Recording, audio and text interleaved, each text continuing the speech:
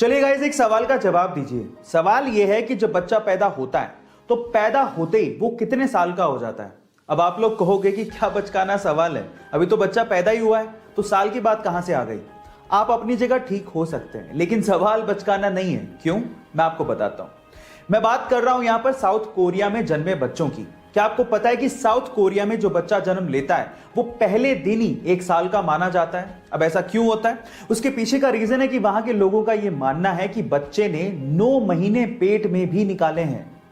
इसीलिए जब वो पैदा होता है तो बजाय उसे 1 दिन का मानने के वो उसे 1 साल का मानते हैं।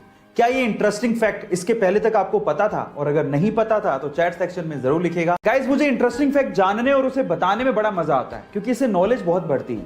तो चलो आज इस वीडियो में मैं आप लोगों को एक और इंटरेस्टिंग फैक्ट बताता हूं, लेकिन उससे पहले मेरा एक सवाल है।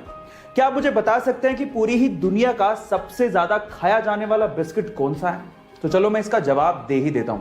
इस सवाल का जवाब है पार्ले जी। जी हां गाइस, पार्ले जी, जिसके एक दिन में लगभग 48 करोड़ पैकेट खाए जाते हैं। यानी कि जितने देर में आपने ये वीडियो देखा है उतनी ही देर में लगभग 20,000 पैकेट पार्ले जी के खुल चुके होंगे।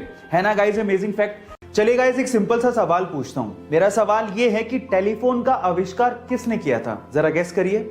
आपका गैस बिल्कुल ठीक है, वो थे अलेक्जेंडर ग्राहम बेल। लेकिन अफसोस की बात पता है क्या है?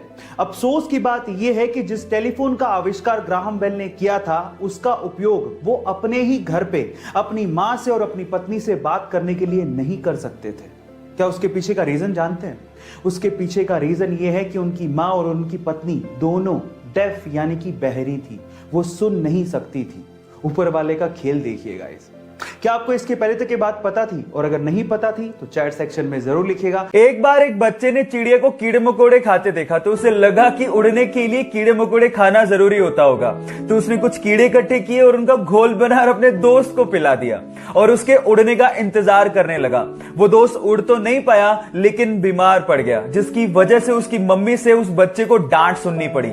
पर किसी को क्या पता था कि एक दिन ये सनकी लड़का विश्व विख्यात वैज्ञानिक बनेगा। Yes, I am talking about Thomas Alva Edison, जिसने 1000 विफलताओं के बावजूद भी हार नहीं मानी और प्रयास करते करते बल्ब का आविष्कार कर डाला। उनके हिसाब से सफलता निश्चित है अगर आप एक बार और प्रयास करो तो।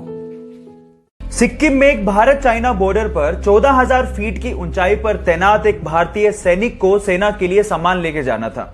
अचानक से ग्लेशियर की चपेट में आने की वजह से उसकी मृत्यु हो गई।